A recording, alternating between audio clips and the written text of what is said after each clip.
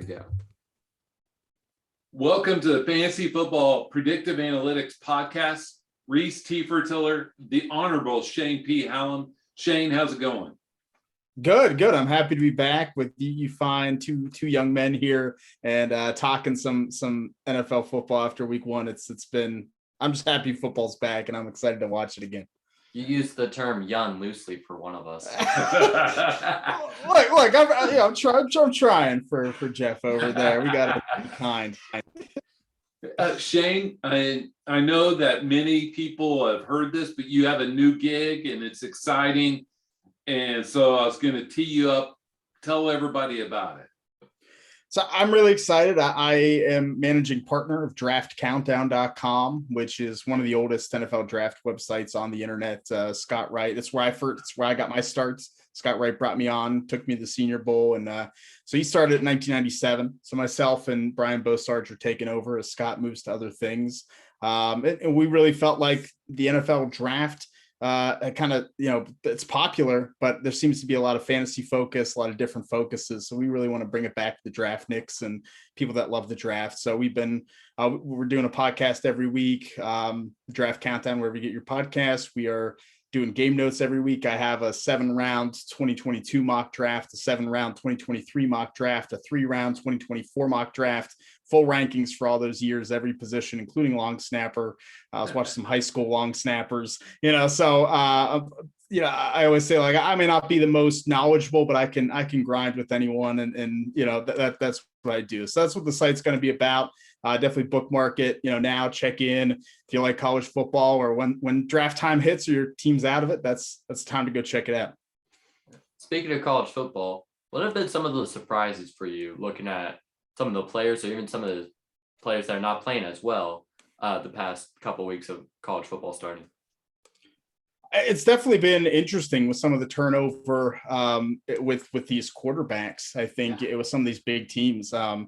Probably my biggest surprise was Clemson's struggles on offense. We saw against Georgia week 1. I mean, I thought DJ Ucla is phenomenal. I still think he's phenomenal, but he's definitely struggled with a lot of those basic mechanics of looking off defenders and going through progressions, and seemed to be a little rudimentary, which is not going to work against Georgia's offense. So I was surprised. I thought it'd be a good game, but I was surprised that he struggled as he did. That's definitely been one. And I even think the quarterback class in 2022 kind of got a little spicy. Spencer Rattler and Sam Howell had week ones and bounced back in week 2. But now we have guys like Matt Corral in Mississippi and Malik Willis and Liberty stepping up. So I think it's going to be a lot of fun to see how these next couple weeks, months unfold. I think we're going to have some juicy competitions for where guys are going to go in the draft. So who's your out of nowhere? Right. So these guys are all known. Zach Wilson this time last year was not there yet. Who's the Zach Wilson this year? It's tough. I have actually an article up at Draft Countdown before the season where I kind of counted down, 7 guys I thought could do it. I had, Matt Corral, Malik Willis on that list. I think they're probably off. I think that's not quite Zach Wilson anymore. And a couple of the guys that I really liked, someone like Phil Jurkovic out of Boston College, got hurt. He's probably out for most of the season. So that kind of sucks. So I think it's going to be tough to get that. The one player that I like, I don't think he'll come out this year, but I think he might have that potential maybe in 2023, is Grayson Mccall, the quarterback for Coastal Carolina, leading that team to a top 15 finish last year. They're a top 12 team this year. It's a good RPO system, and he has some athletic ability. So he's a young player. He's a redshirt sophomore, but he's someone that even if it's not this year, I think could end up Zach Wilson-like. I think teams will really like him. All right. I have 2 players to ask you about, and then we'll move on. These are just my selfish thoughts. First of all, 2 guys that have impressed me. The Florida quarterback in limited duty looks pretty good, I think, especially for being in that offense. Now I wanted to get your take on CJ Stroud.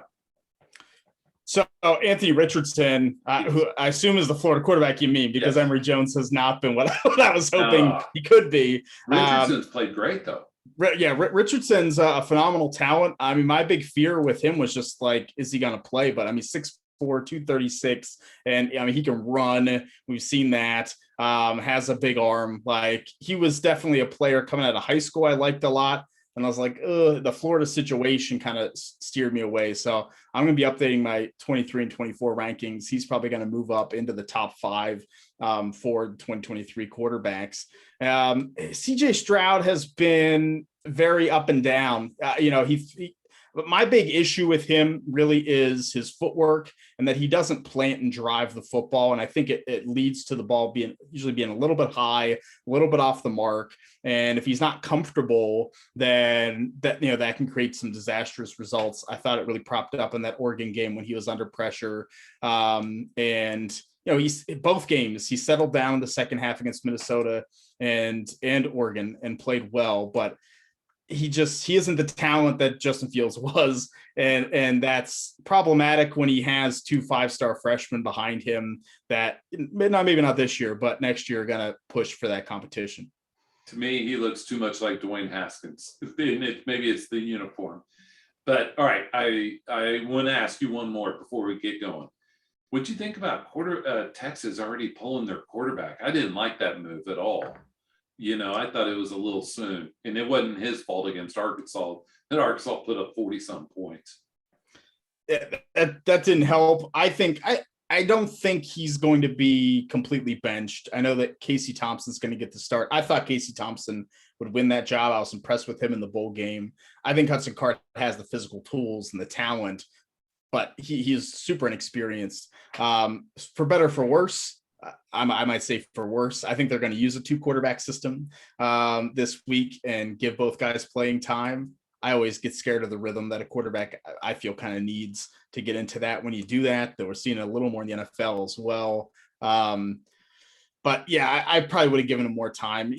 Texas wasn't going to win the Big 12. They weren't going to be amazing this year. So why not, let the young guy take his lumps and bring him along. And give it to Bijan as much as possible. Yeah, easily. Oh, yeah. So who are your predictions for Heisman, to win the Heisman this year? Last year was a surprise with Devonta Smith. OU's dominated the Heisman the past couple of years. So who do you think it will be? I think the front runner right now and is the front runner in Vegas has to be Bryce Young, the quarterback for Alabama. Alabama's just so much better than everyone else. It's like, what are you going to do? The run game has been split between 3 guys, so I don't think any of the running backs are going to be in contention. They have young receivers. They don't have a Devonta Smith. So I think Bryce Young, and he's probably one of the best runners in college football. I think he has negative 19 rushing yards in the first 2 games. He hasn't even had a run. So we've yet to see that. So I think he has to be, still kind of squarely in the lead for the Heisman conversation. I mean, I do think if, the other teams that are going to be good, I think a guy like Spencer Rattler will be there. I think Matt Corral for Mississippi, if he can keep putting up these numbers and plays Alabama tough like he did last season, I think he's going to have the kind of numeric value for that. If we look outside quarterback, I think it's kind of tough. Like, I always want to, because I love last year. I love Devonta Smith winning it because I love when someone that's not a quarterback wins the Heisman. And there's just not too many guys. Maybe we see super sleeper, maybe David Bell from Purdue, put up 3 touchdowns, 200 yards last week. Like, no Rondale Moore. If he can keep that going, he's intriguing. I'd love to say Bijan Robinson. I'd love to say Bijan could win it from Texas. I mean, he has the talent. Rough game last week, but if he puts up a lot of yards, like he should at least be in the finals for sure.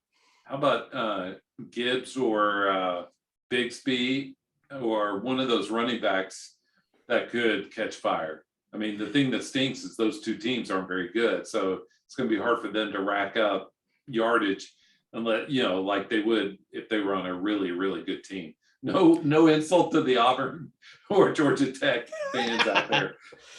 I don't think the Georgia Tech fans will disagree with you at the very least. So, yeah, and they're kind of splitting as well this year. I think if there's another running back from that class that has a shot, it's probably Zach Evans from TCU. Yes. Now he has those character concerns. He was benched in the first game for a quarter, but then last week runs for 200 plus yards, just easily. So he's going to be the guy. He's going to get a ton of carries, and that's always a positive too. UCLA Zach Charbonneau, I don't know how to pronounce his last name, but transfer from Michigan, lit up the first 2 weeks of the season. At least I think so. And he was a 5-star prospect in Michigan. So we know he's talented. And I think Chip Kelly's blocking scheme is just perfect for him. That kind of one cut zone, look and go. He has that speed. It boggled my mind. And look, I'm an Ohio State alumni, so I don't like to talk too ill of Michigan publicly, but the first game last year, he had an 80-yard touchdown against Minnesota, and I was like, oh, here comes Charbonnet. Like, he's going to be great. And then they just didn't use him the rest of the year. What are you doing?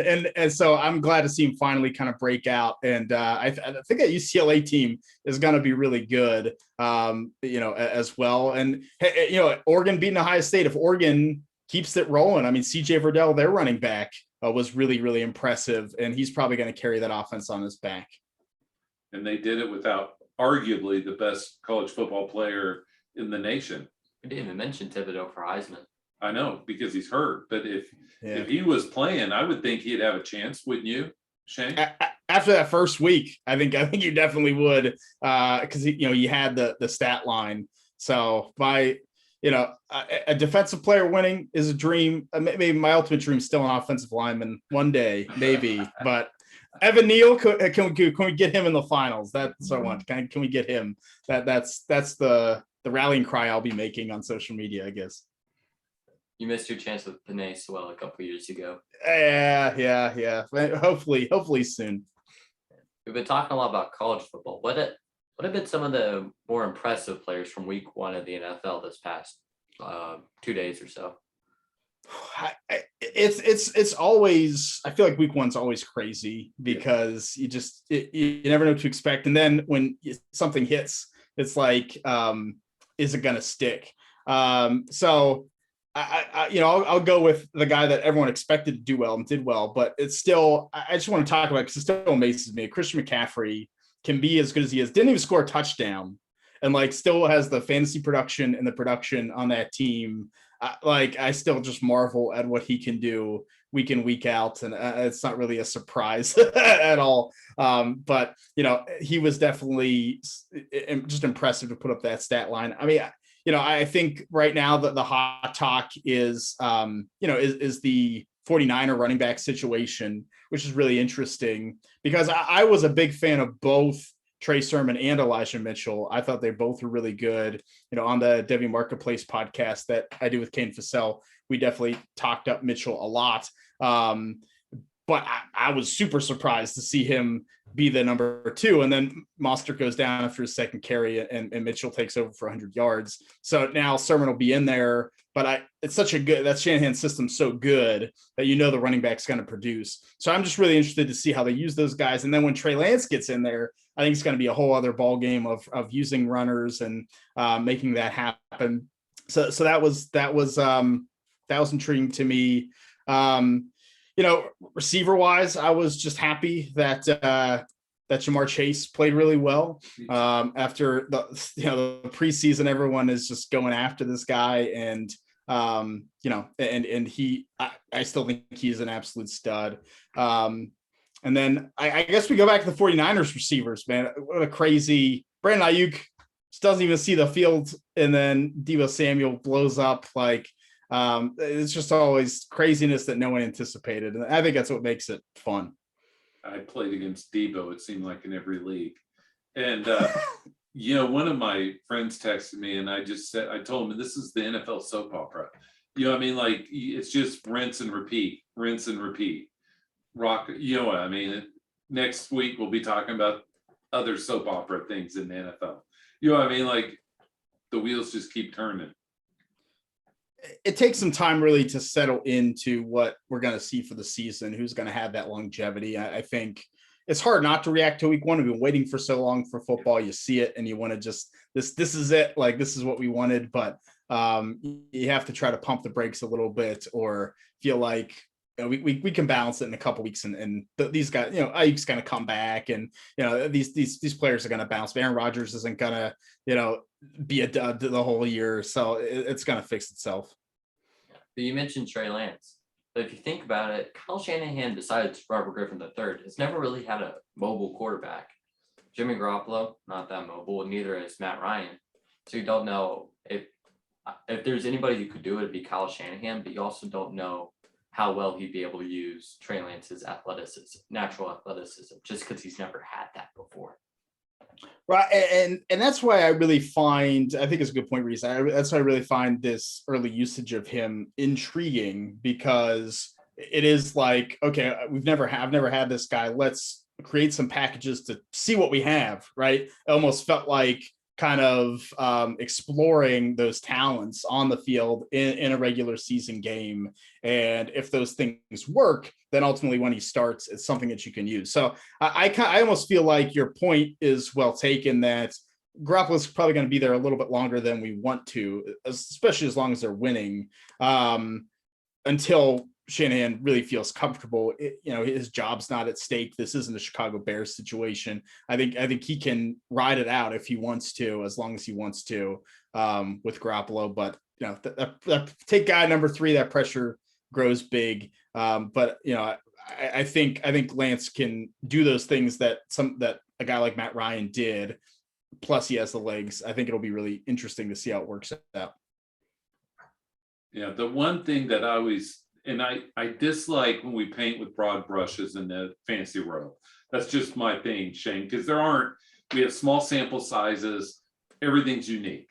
Coaching staff, surrounding talent, and everybody wants to point to Mahomes sitting for 15 weeks or other quarterbacks starting week 1 and they flop like Darnold or Rosen or whatever, right?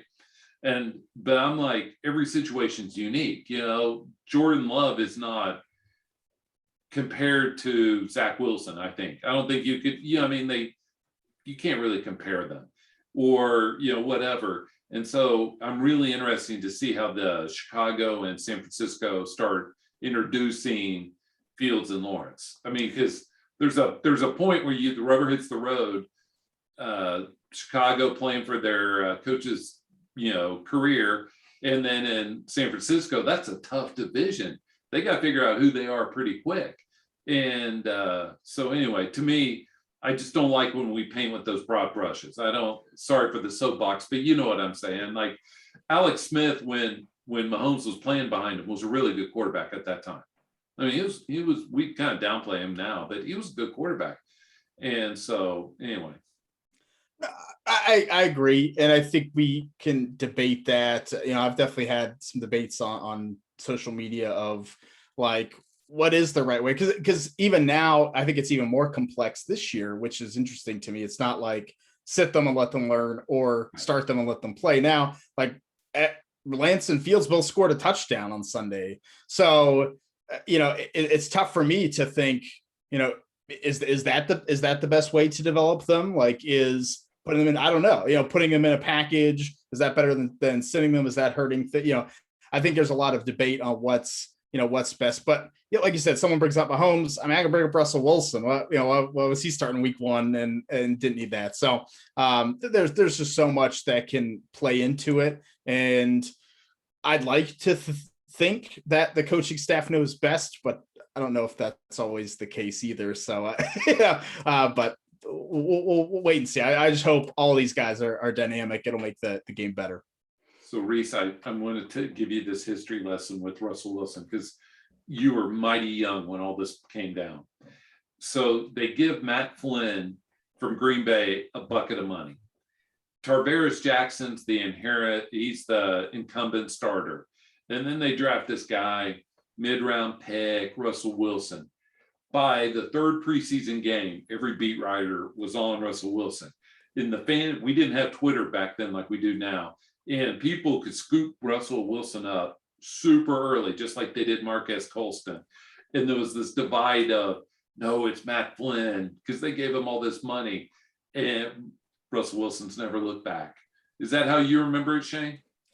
Yeah, I do. I remember that. I remember that buzz in preseason and people being like, "Oh, he's gonna start." Yeah, and there just being no belief that that was actually going to happen. Like I was getting him fourth round of rookie drafts. Like, oh no, that was definitely the case. I think when you have those later round quarterbacks, I think Wilson's situation was super, especially with the Matt Flynn money, was crazy. But even Dak Prescott was that way. Like people were like, "Oh, this guy's legitimate," because usually any quarterback that's not a second or third round, that's not a first rounder, that buzz is not there. It's I think they're not ready. So it's interesting because I think quarterback might be the one position for those late round guys. Like if something is really there, that it can come out. But the world was different back then. It was tough to get that information and know it was real.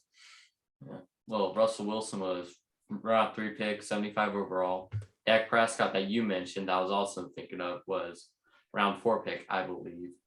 And then there's a lot of other solid quarterbacks that have come from the mid to late rounds. Tom Brady being the obvious one too. Hasselback, Bolger, even Drew Brees was a second rounder. Brett Favre was a second rounder for going all the way back. Oh, the Brett Favre situation always makes me chuckle because he was traded for a first rounder the next year after not playing, and so now we know what should have happened to Jordan Love. Exactly. I think if Shane Steelers had any picks left, they might trade 1 or 2 for Jordan Love, but they don't have any picks left in the next decade. Like they're just pushing for that Super Bowl before Kevin Colbert retires and Ben retires together. They're going to keep trying. They just have to stay 100% healthy, and maybe there's a chance, right? They also need to fix the offensive line. Look, Najee Harris, first half this week, 150% of his yards were after first contact. 150%. 3 yards in the backfield. Yep, he was getting hit -2 and getting 1. So that's usually not a good sign. We'll see what happens. So we mentioned Heisman predictions. Who's your prediction for quarterback 1, running back 1, or even wide receiver or tight end 1? You mean in fantasy? Yes. Who will be the top player at each position? Yes. Oh, that's a really good question. I think quarterback. I feel like Dak Prescott is going to do it. Well, right? Like, the ability to do what he did against the Buccaneers. I know they lost Sean Murphy-Bunting and all that, but like, I think to do what he did against that defense was super impressive. I thought he looked maybe not 100%, but like 95%. He's almost there. So I think if he can keep that going, like, plus he'll run a little bit. I think there's just the sky's the limit for him. So I think if it's not Mahomes, I think it's going to be Dak. Like RB1, I feel like I can't take anyone but Christian McCaffrey. Like I want to, right? I just want to be more interesting than that as a guest here. But I just can't do it because his floor is so high. Every week he's going to catch a ton of passes. And he's the RB1 or 2 depending on your scoring this week, and like didn't score. Like I just don't see anyone else that's like Joe Mixon's not going to keep it going. There's no, I think Kamara with Jameis Winston's not going to be able to match that. I think it's going to be tough. I think receiver is the super interesting one, because we had the big Tyreek Hill game. DeAndre Hopkins looked good, but with if Dak's the quarterback 1, could Amari Cooper, CeeDee Lamb do it or is there kind of too much of a split there? So I think that's really difficult. I guess I would probably ultimately go with DeAndre Hopkins. I think he'll be consistent enough, and I think he's still, you look at what Christian Kirk did this past week. Yeah. He's not doing that every week. Like some of that's going to go to Nuke. And if that happens, I think he'll kind of rise up. And I think the Cardinals are going to be good. Tight end, you know what? It's hard to go against Kelsey, but after Monday night, like, give me Darren Waller as tight end 1. If he gets 20 targets a game, like, it doesn't matter what else happens. And he's really, really good. So I'll take Waller to pass Kelsey, pass the torch this year. Well, part of the reason why Waller probably got 20 targets is Marlon Humphrey was sitting out guarding either Ruggs or Brian Edwards or Zay Jones a lot of the time. Even though they brought in Humphrey to guard Waller quite often, they're still not going to try to pick on Humphrey. And I wonder how many teams will we see that top corner play Waller or not. Like I'm intrigued to see that, because I think it's going to be tough to, have your number one corner go up against a big tight end like that, and leave essentially a nickel corner outside against Ruggs. Yeah, like as much in fantasy as Henry Ruggs is not great for us, perhaps, like you have to know what he's doing on the field, and you got to have a safety back. And I think that is what opens things up for Waller a lot of times. So I think Ruggs makes more of an impact than we think. And I think even last year is why the Raiders offense statistically wasn't as bad as I think people anticipate. But you mentioned you don't think many corners can go up against Waller. I can't think of more than probably 3 or 4, and one of them he played on Monday night that could lock him down. Jalen Ramsey being one of them. Then there's a couple other guys too that probably could, but you probably won't face him. Yeah, so. And definitely not in that division either. Though I mentioned for a little Patrick Surtain on Darren Waller. I want to see it happen. Yeah, and it was that Monday night game was great. It was a great game. You mentioned your love of the draft. The stat that always gets me is the NFL draft outdoes the NBA playoffs in viewership. It's like the king during our off season of the NFL. And I wish they had a way to bottle that and give us better content throughout the off season, because it's an awesome 6 months of season and a very dry 6 months without. I think it's so hard. I think everyone's trying to find a way to get everyone invested. And it's why I love the NFL draft the way I do. Like the Super Bowl, there's 2 teams that get to play, and the draft 32 teams get to play. And no matter what, your team's going to draft someone and get better, and there's hope for the future. So man, it'd be great. It'd be great to find a way to be able to have some exciting things through the off season involved with that for sure. What's amazing to me, and I want to get both of you all's takes on this, how some teams draft astoundingly well. Like this recently, we were talking about the Saints draft a few years ago, Kamara, that draft. Ramczyk, Lattimore. And then you see some like, what have the Raiders done the last 5 years? Or look at the Jets draft a couple of years ago when they had, 2 years ago with big tackle, Mims. There's some teams that have just come up dry on the draft over and over. If I'm the Raiders with their success, I'd trade those picks for established players. One of the best trades I've seen recently was when your Steelers traded for Minka, right? That was an awesome trade. I'm all pro. Yeah. So here's my thought, and I don't know this, because there's so much that goes into it, right? It's the player, it's physically, how do they fit? It's mentally, then it's development, what's the coaching staff doing? I feel like if teams pigeonhole themselves into players based on their system, what I think the Raiders definitely have done, I think that's when things fall apart. And, not to pump my Steelers up more, but, I think the infamous story of the Dallas Cowboys that year, right, at 28th, they had a shot to take TJ Watt. And who was the defensive coordinator that year was Rod Marinelli. Yeah, Rod Marinelli. Thank you. So he wanted. He carries me, Shane. He carries. Yeah. See, look. I need Rhys on every podcast I do. He's 15 years old. And he carries me. I don't know if I have the back for it. Oh, brother. Oh, brother. Oh, that's good. That was a good one. Rod Marinelli didn't want TJ Watt because he didn't put his hand in the dirt.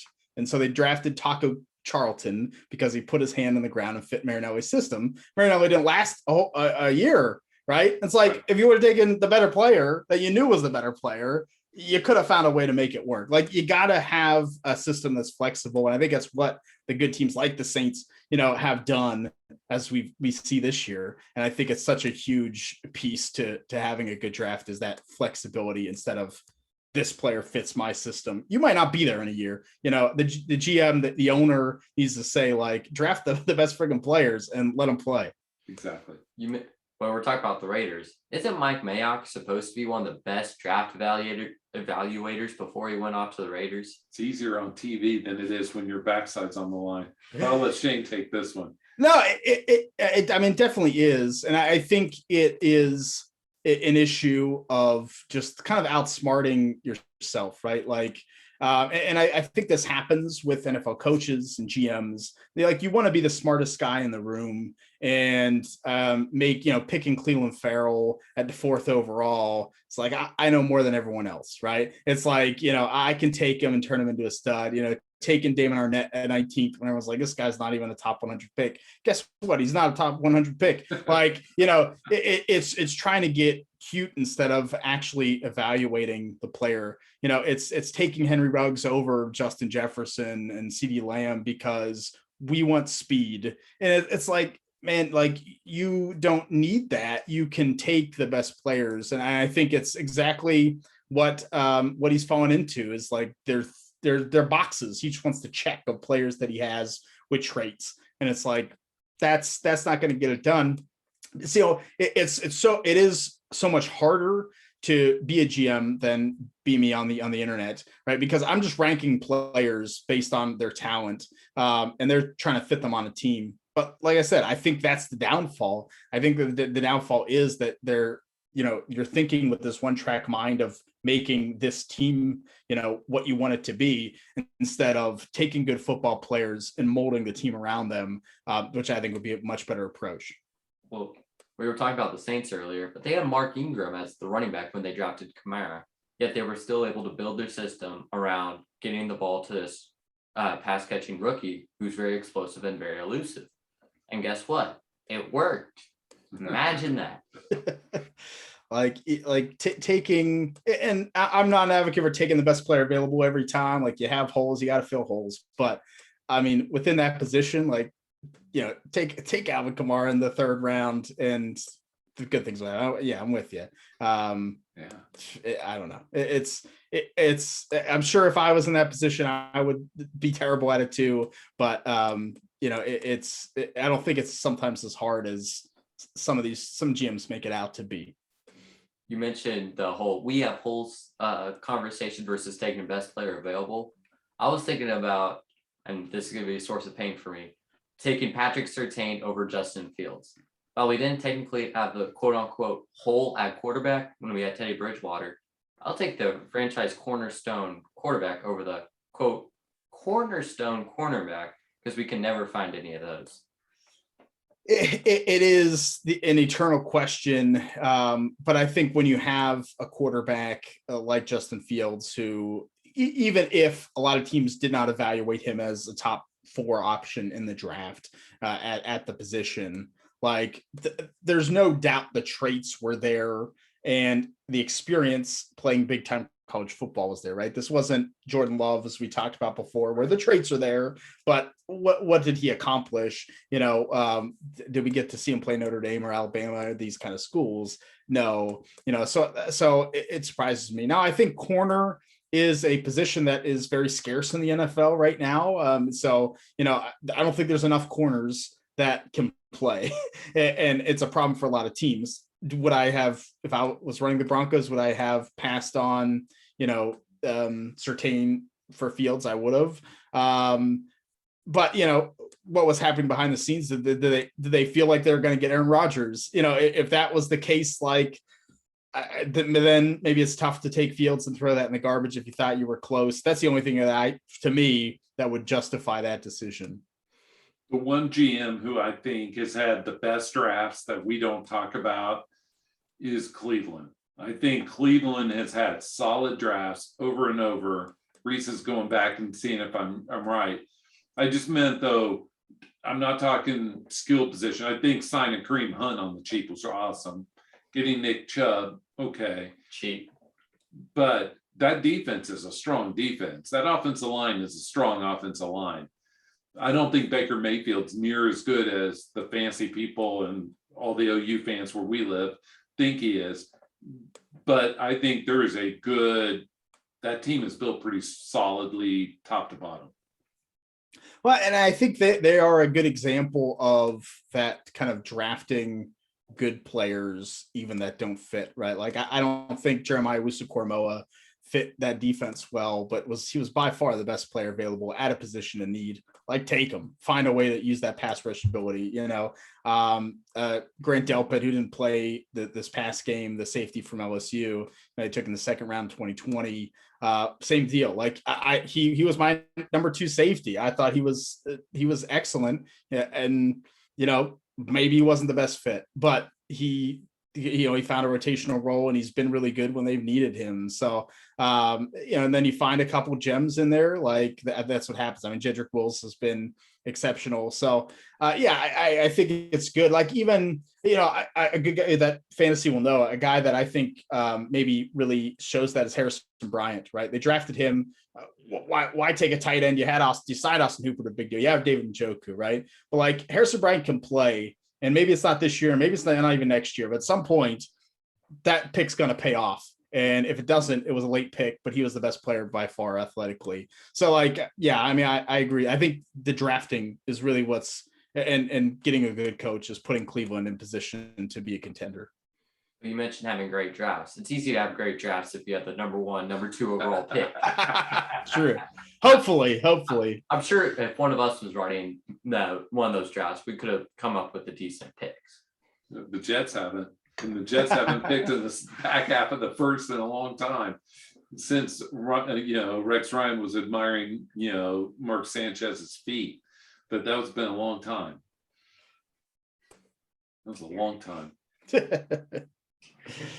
Don't bring it up to Jets fans. Yeah, I know. Then, for me, Mark Sanchez is almost like Jameis Winston, though. Yeah, it's a characterization, I mean, but anyway. Yeah. So who are some players that the fantasy community is either way too high or way too low on? They're basically outliers, essentially.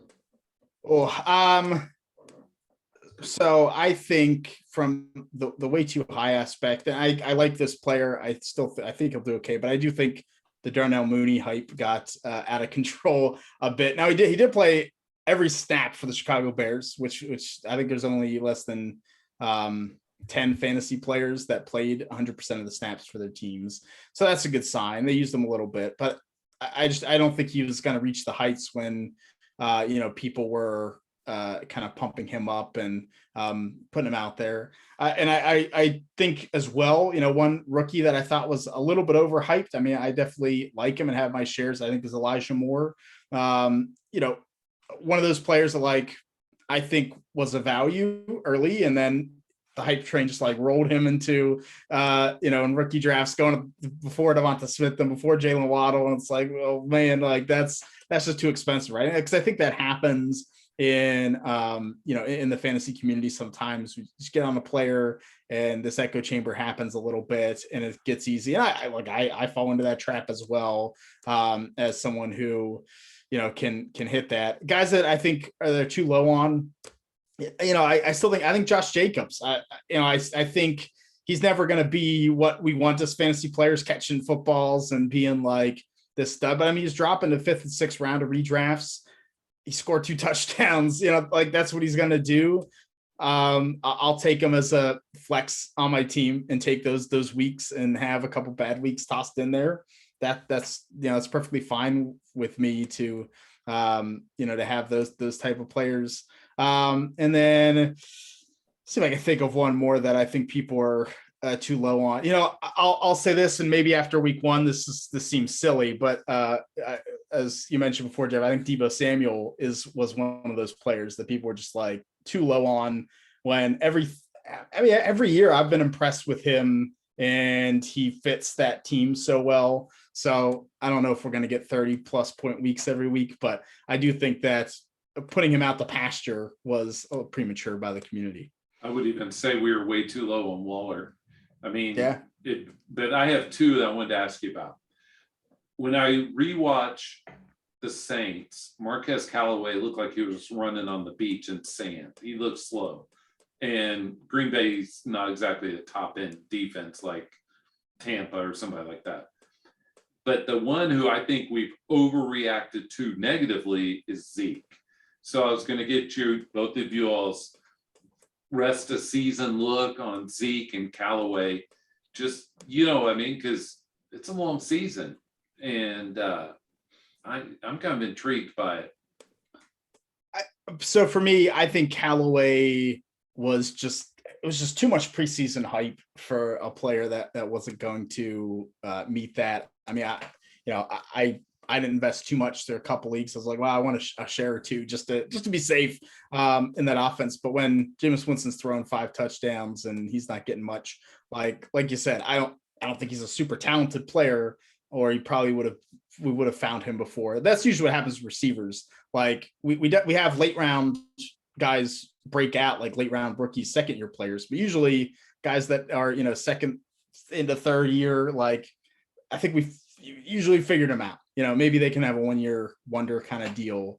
I'm with you on Zeke. I think week 2 might be rough for him again, but I think that schedule lightens up real quick and real nicely. I mean, he was playing guard, like he was playing offensive guard because Zach Martin wasn't out there, and that's what they needed him to do. They were checking out runs. I think he's going to come back and be really good for sure. So I'm still definitely holding him, and I've sent a few offers out. I'm going to send some more after week 2 probably. I'm first going to talk about Zeke, but I'm not 1,000% sure on his schedule. I don't know what his schedule looks like besides like his opponents. And I know he's playing the AFC West, which has the Chargers, which are a decent run defense, the Chiefs, who are pretty good run defense, the Broncos, who are a pretty good run defense, and then the Raiders. And for the NFC East, Giants usually had a really good defense last year. Got destroyed by the Broncos, so that's TBD.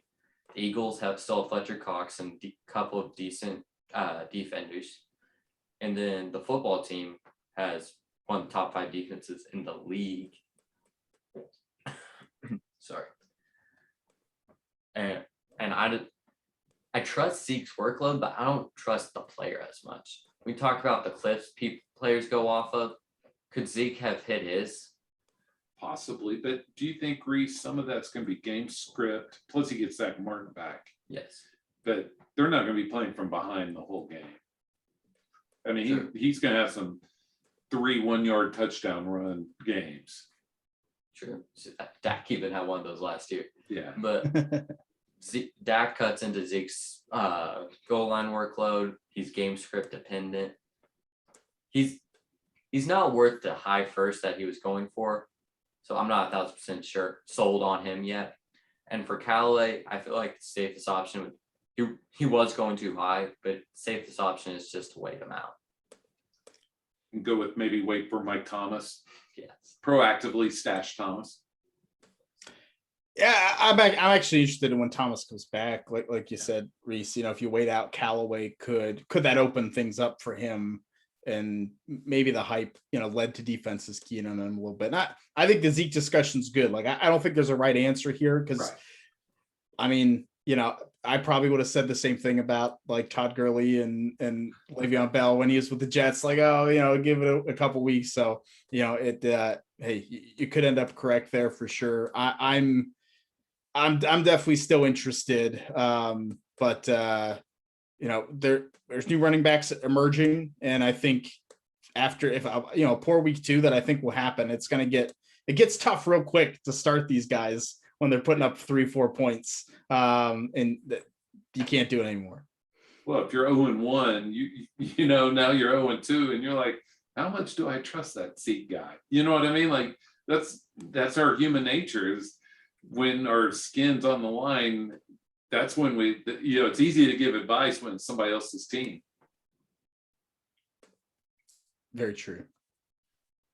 You have any closing questions for him? Do you? Yes, I have a question for both of you guys.